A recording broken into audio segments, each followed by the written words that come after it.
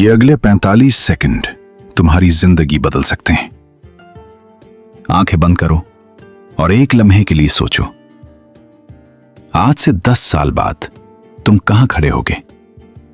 क्या तुम अब भी वही जिंदगी गुजार रहे होगे, वही नौकरी कर रहे होगे जो तुम्हें अंदर से खुश नहीं करती?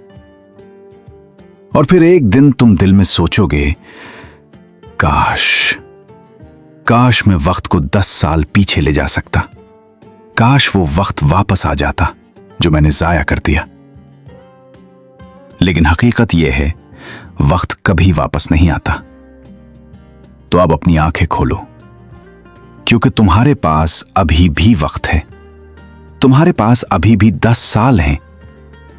आज शुरू करो, जो तुम बनाना चाहते हो उसे बनाना शुरू करो, जो ख्वाब तुम देखते हो उसके पीछे दौड़ना शुरू करो, अपना सफर शुरू करो और अपनी जिंदगी बदल दो।